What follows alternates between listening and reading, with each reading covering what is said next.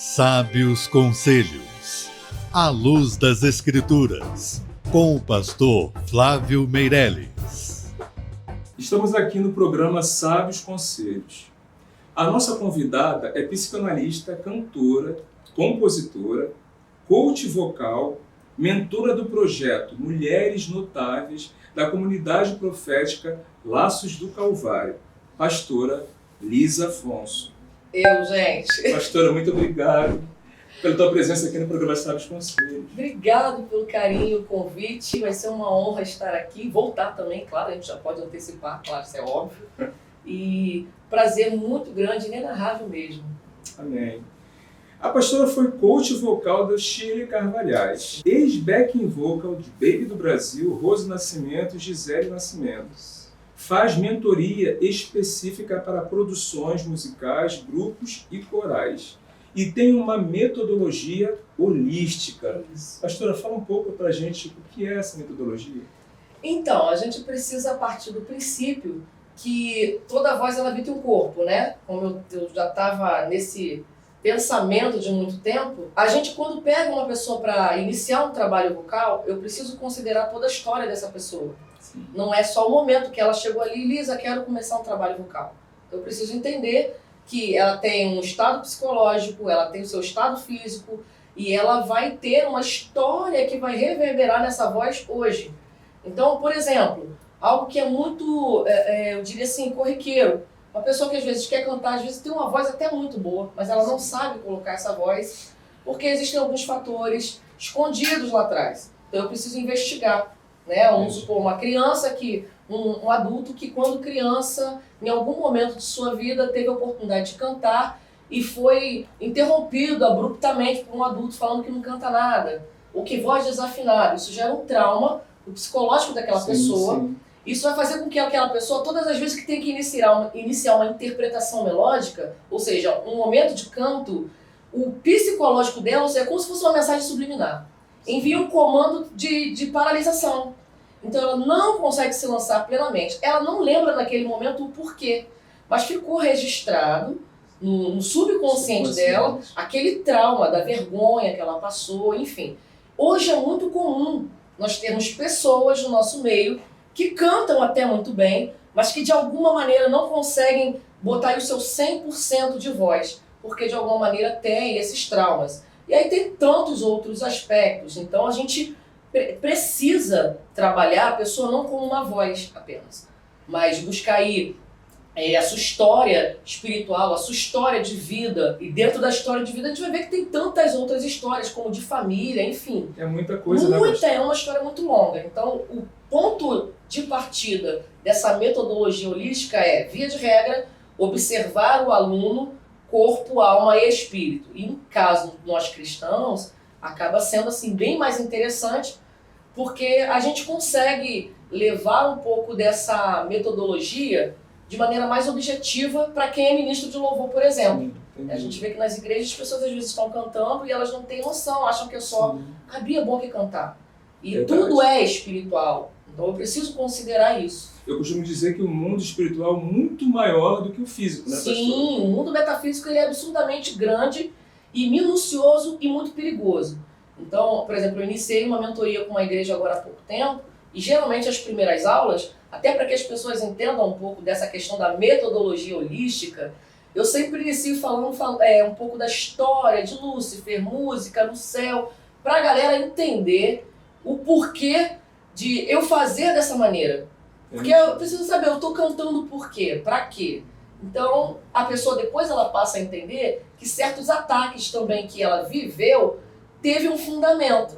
Já era porque o diabo já tinha uma percepção, vamos dizer assim, de que aquela pessoa, vocalmente falando, seria uma bomba, uma referência. Sim. Então, a metodologia holística ela vai me obrigar a olhar esse aluno, a olhar essa pessoa, corpo, alma e espírito. E no âmbito cristão, para a gente, a didática é mais ampla, né? Até melhor, e a gente consegue direcionar melhor e trazer um resultado mais efetivo. Que bênção, hein, pastor? Mas não é fácil, não. Imagina. É guerra. Porque, assim, é um trabalho espiritual, né? Sim, e o inimigo quer sempre Exatamente. falar, né? E o povo perece por falta de conhecimento. Sim. Então, quando a gente traz esse conhecimento que a ciência nos disponibiliza, mas a gente traz ele à luz da palavra, é guerra. Então eu costumo dizer que assim, eu sou bonita porque Deus é comigo. Porque a gente está sempre debaixo de guerra, né? E é uma ministração, não é só lá, lá. Não. Eu preciso passar por essas questões para que se quebrem bloqueios espirituais, emocionais na vida das pessoas, para que a voz dela soe melhor. Até porque nossa voz é reflexo da nossa emoção. Então, se eu sou uma pessoa mal resolvida, quebrada, que tem um histórico de vida assim carregado, pesado, rupturas na família, rupturas, traumas, frustrações, como é que a minha voz não vai ser? Sim. É assim que a gente reflete, e às vezes as pessoas não têm essa dimensão. A maioria das pessoas não tem essa dimensão. Amém. Pastora, encontro de canecas e amigas. Fala pra gente que bênção é essa que Deus te deu.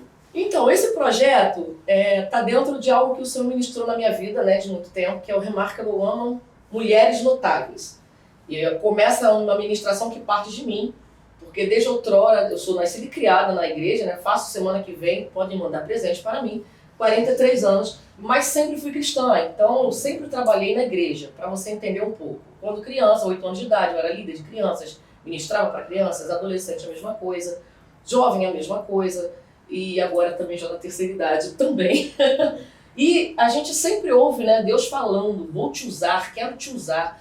Mas quando a gente olha para o sistema, a gente vê que o sistema, ele segrega a gente, ele nos limita e bota um padrão que não é o padrão que muitas vezes Deus quer pra gente. Então, eu me lançava para fazer, mas sempre limitada pelo sistema. Então, teve momentos que eu me via tipo uma pessoa que até tinha muito potencial, mas eu não conseguia valorizar isso para me lançar. E certa feita, liderando a juventude da igreja que eu frequentava, que eu era membro, eu comecei a desenvolver uns trabalhos. Era uma juventude bem atípica, né? Era tipo assim, o pessoal saía às vezes da igreja, ia para o baile de Madureira, ou vice-versa, saía do baile e ia direto para a igreja, e eu me vi naquele contexto. E eram meninas que às vezes algumas já tinha aquela história de vida difícil. E eu comecei, juntamente com meu esposo, o pastor Efraim Wilflin, é brasileiro, tá, gente? A ministrar diferenciado. Então eu separava as meninas, fazia madrugada rosa, alguns trabalhos diferenciados, e daí começou a surgir esses encontros, quando o Espírito Santo começou a falar. Eu acordava, às vezes ao longo do dia eu ouvia Remarkable Woman, eu não sabia nem o que era. Mas curiosa, comecei a escrever no Google, em alguns lugares, para saber o que se tratava. E foi onde veio esse nome, né? Remarkable Woman, e ficou claro para mim. E nisso, a tradução que quer dizer mulheres notáveis, dentro desse projeto, que eu digo que é projeto ministério, Deus me deu a direção de ter algumas vertentes específicas. Então hoje, por exemplo, a gente tem que é o encontro de canecas, exatamente para o cunho de tratativa, de cura com mulheres, e a direção hoje de Deus para nós é para ministrarmos a pastoras, esposas de pastores e líderes, né? Que são pessoas que, de certa forma, estão dentro da igreja no automático, no mecânico, fazendo, desenvolvendo, sem saber muitas vezes quem são. Porque se veem como eu me via, alguém que até tinha muito potencial, mas não tem valor. E aí Deus fala, você é uma mulher notável. E toda pessoa que é notável agrega valor. O notável, ele é destaque. E aí traz aquela referência, né, que eu amo, que não se pode ter uma luz brilhando embaixo da cama. Então não é para se aparecer, para ter fama, e sim para ter notoriedade de Cristo e entendermos o nosso valor nele. E as mulheres, elas são muito fragmentadas nesses aspectos. E o ministério feminino é muito dividido, né? Mas as mulheres, elas correspondem muito, né? Relativamente. Porque olha só, porque homem é mais difícil. Eu trabalho com homem, assim, o homem não vai no culto ou na reunião. É muito difícil. As mulheres, quando tem um encontro de mulheres, as mulheres vão mais. Sim. Porque eu vejo muito que as pessoas estão sedentas da palavra. E um encontro de mulheres é sempre tem muita quantidade. Sim. Né? Porque Sim. as pessoas estão necessitadas. Sim. E a mulher, ela luta Muito, mesmo. Muito. Mas tem alguns gatilhos que a gente precisa identificar, discernir, diagnosticar para poder quebrar. Por exemplo, eu percebo que os homens, eles não se debruçam tanto nessas questões pelo fato de que o homem não é dado a se abrir, a falar de si. Sim. Então, acho que o que tem que ser revisto é a estratégia do que você vai propor. Então, por exemplo, em vez de culto, né, no sentido de a nomenclatura ela favorece ou desfavorece. Sim. Então, por exemplo, que foi o que eu comecei a utilizar, e esse nome Encontro de Canecas, ele não é um nome que nasceu comigo. Era um projeto que a pastora Helena Raquel fazia com as membros da igreja dela, tipo de chá café amargo, e eu liguei para ela me autorizou e eu comecei a usar, e aí Deus foi me dando as estratégias para o meu projeto. Porque encontro soa muito melhor. Sim. Né? Mas, por exemplo, homens, eu fazia com a juventude da igreja que éramos Roda dos Esclarecedores. Então percebe que a nomenclatura também ela atrai. Porque nós já temos aquele estigma, culto, já fica uma coisa distante. Aquela coisa, eu não vou poder falar, ou se eu falar eu vou me expor. Quando você propõe, às vezes o próprio formato, que é algo que eu trabalho muito, o formato de igreja, né, cadeira uma atrás da outra, isso limita. Então, quando eu trabalho em círculo, eu já facilito ali com que as pessoas fiquem mais à vontade, e aí a gente vai tendo essas possibilidades. Mas o projeto Remarkable, Encontro de Canecas, né, o Mulheres Notáveis, ele tem muito essa possibilidade de acolher, ouvir e projetar, né, fazer com que mulheres se abram, sejam tratadas e se abram, para que os seus ministérios fluam a partir de quem elas são, da sua sexualidade. A gente fala muito hoje sobre a sexualidade da mulher, que as pessoas pensam que é só a questão do sexo, e não é.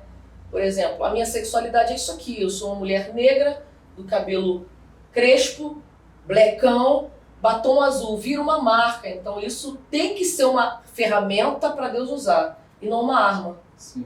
Entendeu? Então a gente parte desses princípios, tudo tem um propósito. Sim. Tem que ter tudo bem pensado. Amém. A gente tem que ser intencional, a verdade é essa, né? O cristão ele precisa trabalhar com o evangelho, com as estratégias que Deus dá, mas sendo intencional, tendo um cuidado, claro, para a gente não incorrer no risco que muitos estão incorrendo, que é exagerar na quantidade de estratégias. Quando a gente exagera, a gente passa do ponto e aí a gente perde a essência do evangelho. Sim. Porque, na verdade, Deus nem precisa disso, né? Pastora, a mulher encontrou um espaço muito importante na sociedade hoje. Nós acompanhamos aí a trajetória da mulher. Mas ainda existem mulheres que estão presas emocionalmente, até fisicamente, ao seu cônjuge ou alguma situação ruim. Sim. E ela não quer entregar isso, ela não quer expor a situação dela. Como é que a senhora vê isso? Eu vejo isso de maneira muito nociva, né? Perigoso, porque a Bíblia fala que a gente tem que falar da verdade com verdade, né? Então, quando eu escondo algumas verdades, e as próprias escrituras falam, comunicar suas necessidades aos santos. Quando eu escondo essas verdades, eu estou fazendo sofrer só a mim, mas há outros tantos que, de alguma maneira, podem ser tocados por aquilo que eu vivi, ou enfim, eu vou viver. Hoje nós temos um crescimento muito grande, mas eu tenho, por exemplo, Deus tem me direcionado muito a ministrar hoje com muita pressão sobre a questão de sexualidade, identidade e propósito. Por que a gente vê muito isso acontecer? Porque as pessoas não sabem quem são. Então a mulher geralmente, e dentro das igrejas, eu costumo dizer que nós fomos domesticados como um animal doméstico que a gente cria dentro de casa. Há uma doutrina ruim, errada, né? Que você não pode falar da sua vida, você não tem que se expor. Ainda mais quando se trata de liderança, você não tem que se expor. Como assim a sua igreja vai ficar sabendo que você passa por isso? Então a gente perde a noção, o domínio e o conhecimento de quem nós somos e da nossa sexualidade. Por quê? Porque se eu não me permito viver ou falar muitas vezes daquilo que me aflige, eu mato, eu calo a minha humanidade. E esse é um dos grandes problemas que a gente vê hoje, onde temos tantas pessoas que estão nos altares, mas eu costumo dizer que estão vivendo a síndrome de Naamã. Estão leprosas, doentes e não querem se permitir ser tratada pela vergonha que poderiam passar. Então isso é muito sério. Muito sério. Então assim, é perigoso o que está sendo passado por aí, mas a gente vê que... E hoje se você parar para estudar, ler um pouquinho, você vai perceber que, por exemplo, os grandes índices de divórcio, violência doméstica estão dentro dos lares cristãos. Porque se pega uma fala errada de que você não tem que expor e o pessoal usa respaldo bíblico. Aquela mulher, vai tudo bem? Não, tem um momento de eu dizer vai tudo bem. Eu tenho que dizer que vai tudo bem para quem não tem maturidade para me dar um norte. Mas para quem é santo no Senhor, a Bíblia me não dá respaldo, comunicai. Então, a gente tem que vir com pressão Isso passa muito sobre aspecto de caráter, de personalidade, sabe? De voz profética que está sendo calada dentro das igrejas, de denúncia que a gente precisa fazer no mundo espiritual, entendeu? Então, são muitos aspectos e as pessoas vão se calando pelo medo da vergonha. Eu conheço pessoas, e nesse projeto dos Mulheres Notáveis, por exemplo, no Encontro de Canecas, eu lido com mulheres que estão se cortando, esposas de pastores. Eu fico até muito desesperada e fico pedindo para que o Senhor toque em outras mulheres, como grandes e pequenas, todas que se unam, porque eu sou recente no ministério pastoral, eu tenho 7 anos pastoreando, né, com a ordenação. Porém, o trabalho a gente já desenvolve há 14 anos, mas eu percebo que muitas outras mulheres deveriam se envolver com isso para a gente confrontar. Porque esposas de pastores, líderes e mulheres dentro das igrejas estão se matando, né? E muitas vezes quando eu não me mato, eu mato a outra sem perceber, eu faço a outra abortar. Porque a gente está agindo na fraude, né? O primeiro ponto é a vergonha. Porque nós falamos de um evangelho que na maioria das vezes a gente não vive.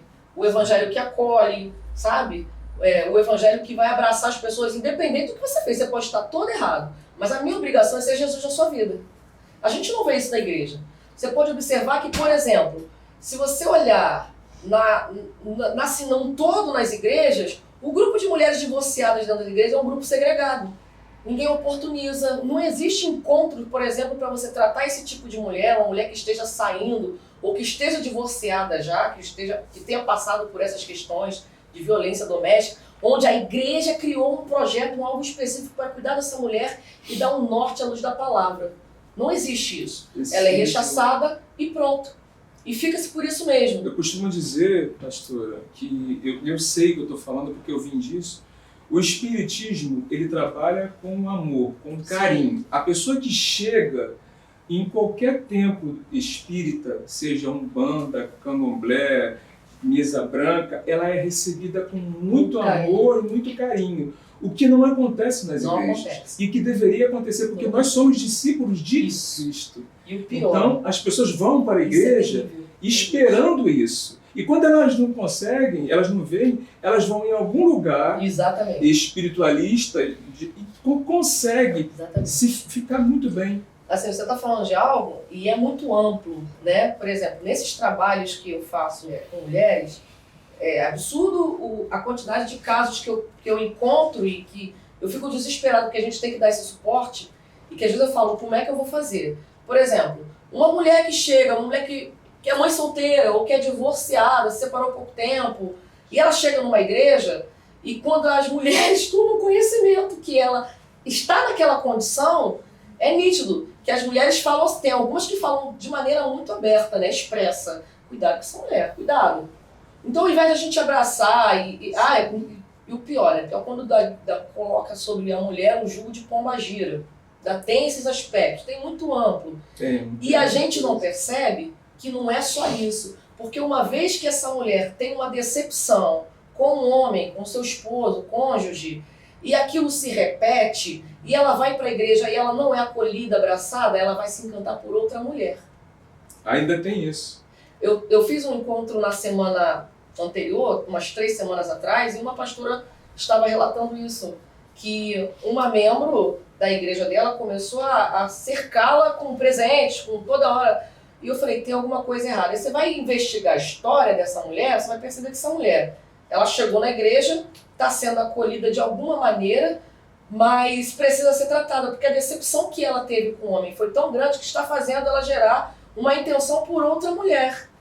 Então isso é muito sério. Muito sério. Então ser Jesus, né, ser cristão, não é essa coisa que nós estamos acostumados a todo mundo, eu sou crente, não. É ser Jesus, ser uma miniatura de Cristo.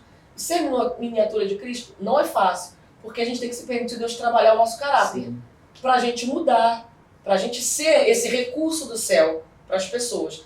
Porque se eu não me permito a isso, eu sou a faca que mata, e não a ferramenta que Deus usa para promover um conserto. Eu tenho esse embasamento para mim, que eu seja instrumento ou ferramenta, e não arma. E hoje, o Evangelho, as igrejas estão cheias de pessoas que viraram armas. E o ministério feminino, parece que muitas ainda não se perceberam talvez seja um ministério de maior importância dentro das igrejas. Porque Deus, ao criar a mulher, lá no Éden, 2 de Gênesis, verso 18 ao 28, fala: far-lhe-ei uma auxiliadora que lhe seja idônea. Auxiliador, auxílio, no hebraico quer dizer ezer. É a mesma conotação que Deus dá para o próprio Espírito Santo, de consolo, suporte, abrigo. Então, sobre nós tem uma responsabilidade muito grande, que nem toda mulher entendeu. Muito grande, muito grande. Eu costumo dizer que o homem é o cabeça, mas a sabedoria o Senhor deu para a mulher. Porque a palavra está ali. A mulher sábia edifica seu lar. Porque se a mulher não for sábia, pastora, ainda mais nos dias de hoje, que está tudo aí, né? Tudo para que o inimigo está fazendo de tudo para acabar com a família, né? Então a mulher precisa ser sábia e estar na palavra. A mulher sábia edifica o lar. E a tola derruba com as próprias mãos. Aí quando a gente vê o texto, as pessoas pensam que a tola derruba com as próprias mãos porque não estava fazendo nada. Pelo contrário, ela estava fazendo. Só não estava fazendo o que deveria ser feito da forma correta, ou não estava fazendo o que Deus talvez quisesse receber, que é o que a gente vê muito. Sim. A gente está no ativismo hoje dentro das igrejas. Eu tenho uma preocupação muito grande, porque parece que virou um modismo em muitos lugares. Tem que ter evento de mulher. Não é tem que ter evento de mulher. Deus quer que tenha determinado evento, porque é para promover vida e não para a gente fazer quantitativo de quantos eventos se tem. As pessoas estão muito preocupadas com o que fazer e esquecem do principal, perguntar a Deus se é da... Porque quem faz muito, né, mostra produtividade para as pessoas. Hoje muita gente quer o quê? Fama, ser visibilidade. E tem aquele ditado que eu acho satânico, muitas vezes, que as pessoas usam para dar prerrogativa e endossar aí que tem que estar nesse movimento de fazer o tempo inteiro. Quem não é visto não é lembrado. E quantas pessoas que Deus escondeu e tem propósito? Então não é sempre que a gente tem que ser visto para ser lembrado. E a gente tem que ter esse discernimento de Deus, entende? Discernimento é a palavra. Pouco se busca sobre, né? Pastor, agora ministra pra gente o sábio conselho. Ai, gente, sabe o conselho? Eu tenho uma vida muito interessante, assim, no sentido de que eu não gosto de falar, por exemplo, no aleatório, né? Eu tenho uma vida com muitos defeitos, como todo ser humano. Mas eu entendo que tem momentos muito específicos que Deus, ele parece que tira aquele período, aquele tempo, aqueles meses para falar com você uma mesma coisa. E eu entendo que é um propósito. E eu estou debaixo de um tempo que o Espírito Santo tem ministrado muito ao meu coração. É 2 Coríntios, né? O versículo, capítulo 12, versículo 15, que diz assim: eu de boa vontade me gastarei, e ainda me deixarei gastar, em prol da vossa alma. Se mais vos amo, serei menos amado. Esse texto ele me constrange, porque ele fala de uma pessoa, o apóstolo Paulo, ele está falando de si, e ele fala ali sem vaidade alguma. Então isso me passa a firmeza de caráter, que é o que está faltando para muita gente no nosso meio. Firmeza de caráter, posicionamento e consciência, responsabilidade. Porque quando o texto fala de e eu tenho usado muito, se você for minhas mídias sociais, você vai ver que de um tempo para cá eu tenho refletido muito nesse versículo. Acho que até ontem, anteontem, eu postei algo sobre. E às vezes as pessoas acham, é indireta. Não é indireta para ninguém.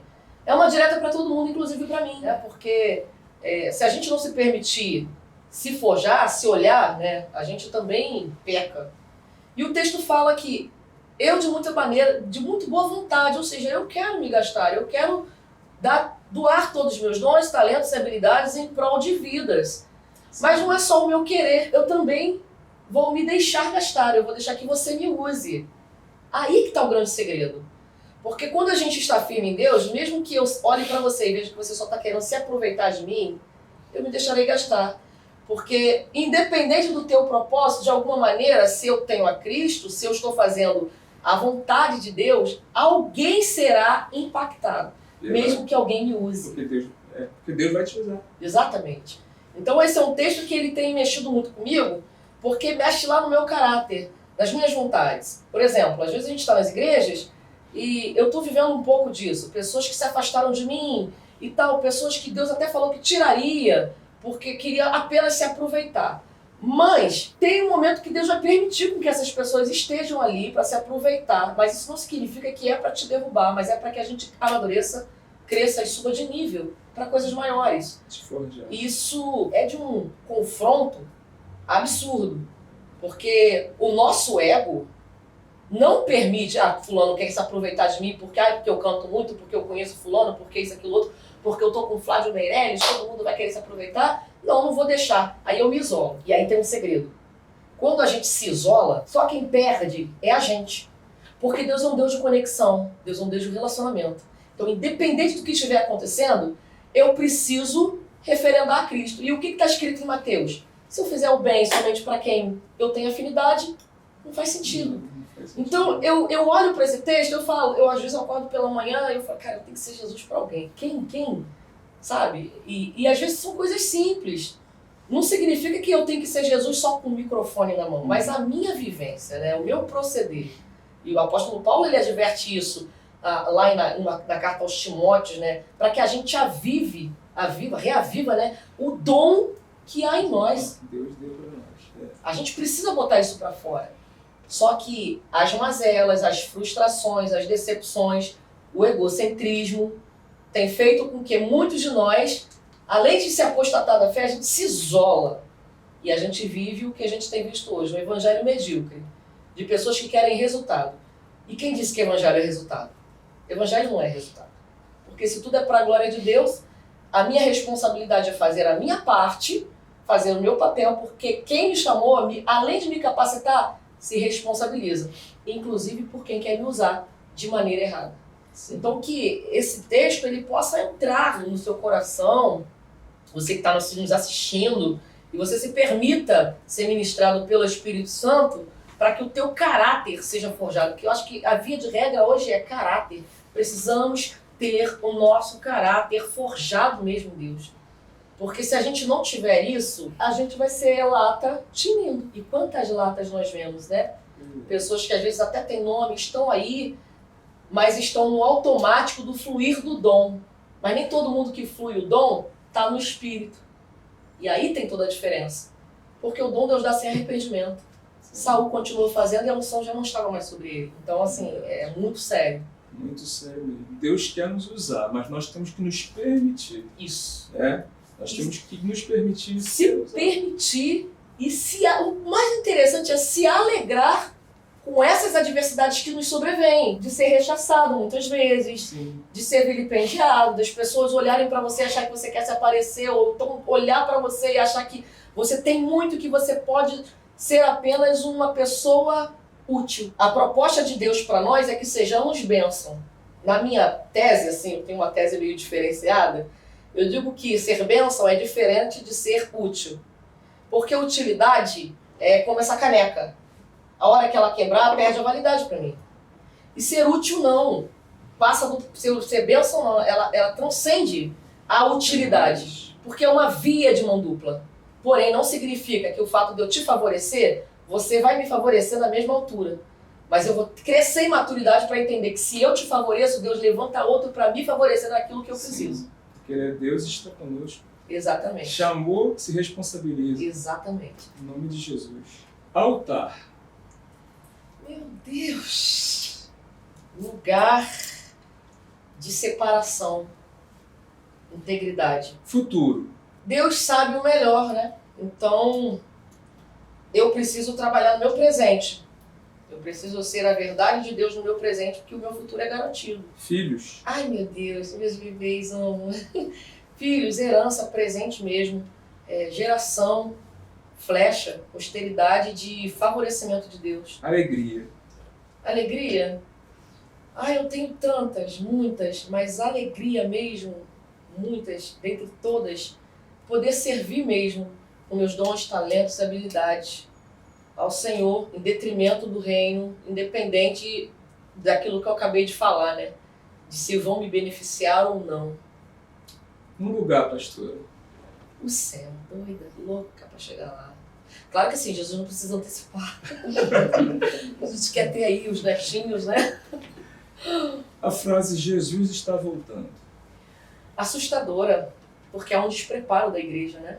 muito grande. E minha preocupação hoje é estar ajustado principalmente com a minha casa, com a minha família. Porque não adianta eu negar dentro de casa e achar que eu vou subir. Amém. Jesus está voltando. Então eu preciso pensar isso também no contexto de incluir a minha família, a minha casa, meu esposo, meus filhos. Eu estou sendo bênção dentro de casa, porque não adianta eu ser bênção fora. Jesus está voltando, eu vou ficar. Sim, eu costumo dizer sempre, precisamos estar preparados. Preparados. Porque Jesus pode voltar daqui a 10 anos, mas pra gente pode voltar daqui a pouco. Jesus voltou para muita gente nessa pandemia, né? Sim, sim. A gente costuma dizer, ouvir, Jesus está recolhendo os dele, né? Então. Olha quantas pessoas da nossa vivência, né, Sim. da nossa convivência, do meio gospel, né? Evangélico, eu não gosto de falar evangélico, porque tem muita, Tem muita né, maquiagem, muita assim. coisa, né? Eu gosto de falar cristão, Sim. que se parece com Cristo. Exato. Como que Deus tem chamado os dele, né, pastora? Precisamos estar Já preparados. deixou legado. Essa semana eu fiquei muito constrangida com a perda da Ludmilla, né? A pastora Ludmilla, eu tive a oportunidade de conhecê-la e ela exerce um legado muito grande. Mas me preocupou uma coisa, quem ficou com a capa dela? Porque Elias, quando passou, né? Lançou a capa, Eliseu Sim. pegou, Eliseu foi atrás, foi discipulado, cresceu, amadureceu, ele viu Elias subir, ele deu continuidade. O detalhe é, quando Deus recolhe alguém, quem fica com a capa? Mas eu creio que Deus vai preparar. Sim. Porque, exemplo, não tem mais ela, mas tem a senhora.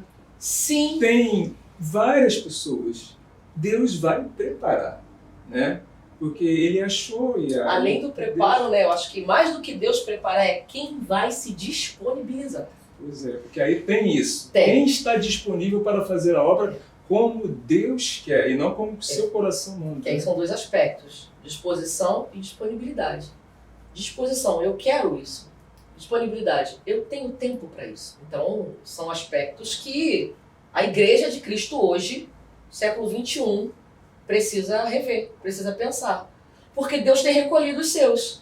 E esses seus que Ele tem recolhido têm deixado legado. O problema somos nós que temos ficado. Temos ficado aqui. Será que nós estamos realmente entendendo a proposta de Deus para nós que estamos ficando? Porque virou uma moda muito legal, né? Ser crente todo mundo, né? Antes de andar com a Bíblia embaixo do braço era difícil. Hoje é modismo. O detalhe é que ter disponibilidade, estar disponível e ser a pessoa que Deus vai pensar requer o pensamento de eu vou ser um mártir.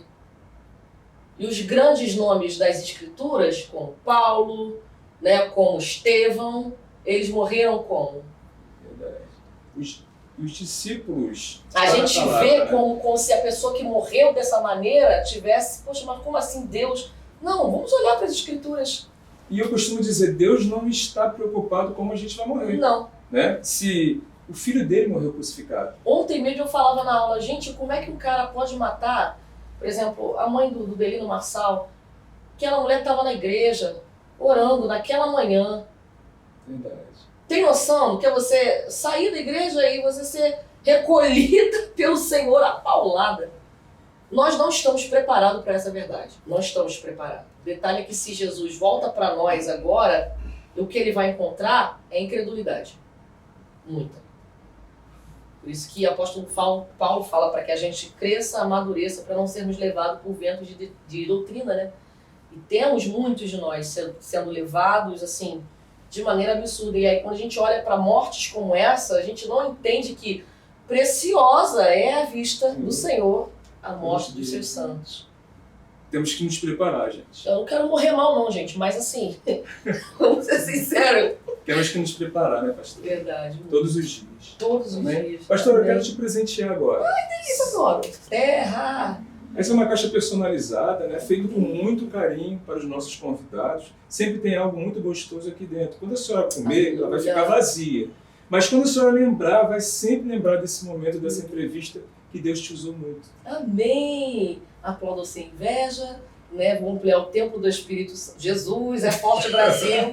Amplie o templo do Espírito Santo comigo, só olhando, queridos. Ó, Deus é fiel. Obrigado pelo carinho, foi um prazer.